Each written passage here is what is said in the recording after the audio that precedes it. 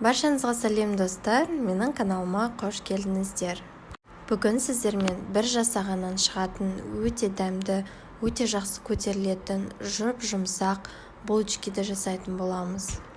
Осы видеодағы рецептпен жасайтын болсаңыздар, булочкаларыңыз өте пышный және де өте дәмді болып шығады.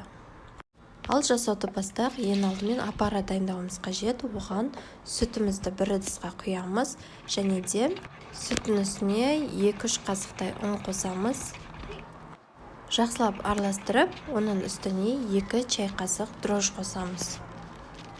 Дрожжымызды қосып болғаннан кейін, оның үстіне тағы да ұн қосатын боламыз. Жалпы 7-8 қасықтай ұн қосып шығамыз. Әр ұн қосқан сайын барлығын жақсылап араластырамыз. Біздің булочкаға жалпы 950-1 килограммдай ұн кетеді. Сол ұннан 7-8 қасықтай алып қосасыздар.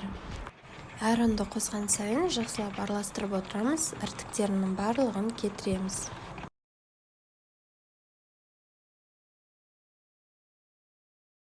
Жалпы 8 қасықтай ұн қосылды. Барлығын жақсылап араластырып, бетін пищевой пленкамен жауып, жылы жерге 10-15 минутқа қойып қоямыз.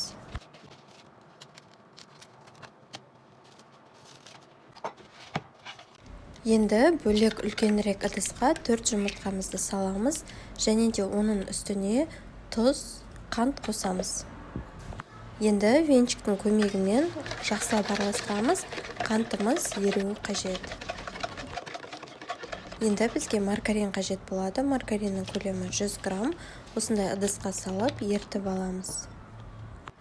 Жұмыртқа мен қантымызды жақсылап араластырып болғаннан кейін, еріген майымызды, яғни маргаринді қосып, барлығын біркелкі етіп араластырып шығамыз.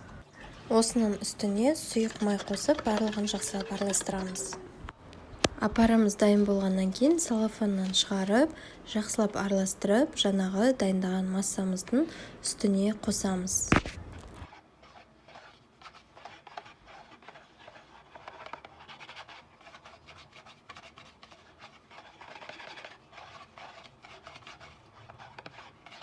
Аппарамыз қосылғаннан кейін барлығын біркелкі етіп, массаның барлығын араластырып шығамыз.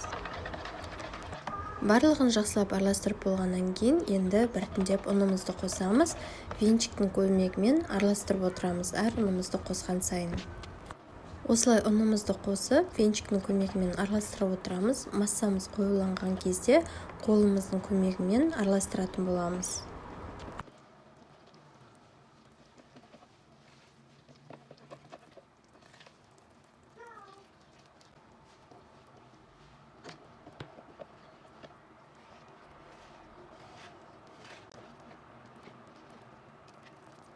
Міне біз қамырымыз дайын болды. Қамырымыз кішкене қолға жабысуы қажет.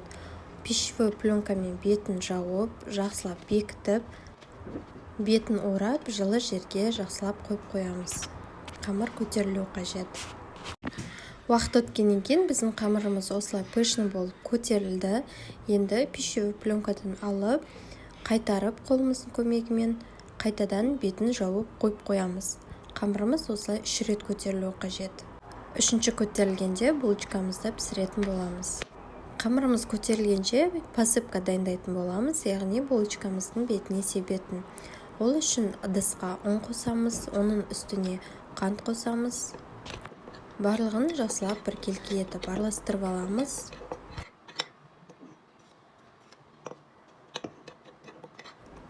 Араластырып болғаннан кейін, оның үстіне маргаринімізді қосамыз. Осылай майда бөліктерге бөліп, теркамен де өткізсеңіздер де болады, немесе пышақтың көмегімен де майдаласаңыздар да болады. Осылай турап болғаннан кейін қолымыздың көмегімен ұн, қант және майды үгітетін боламыз.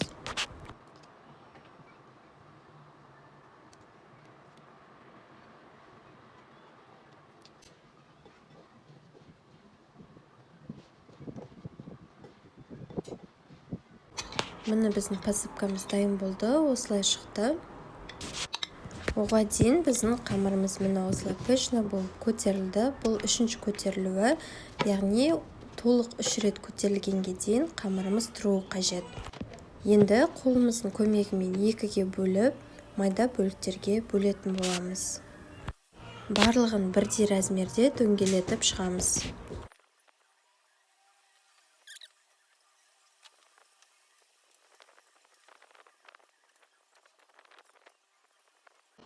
Біз қамырды басында екіге бөлген болатынбыз, соның жартысынан осындай булочка шықты, әрқайсысын дөңгелек формаға келтіріп шықтық.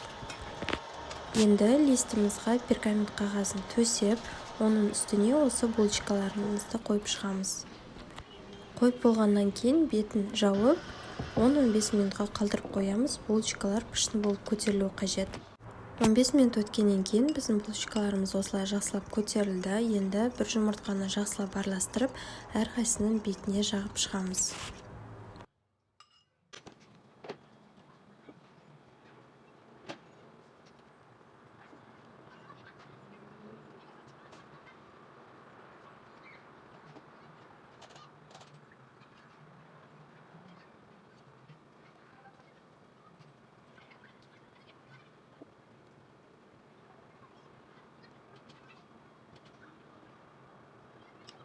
Жұмыртқамызды жағып болғаннан кейін бағанаға дайындап қойған посыпкаларымызды сеуіп шығамыз әрқайсына.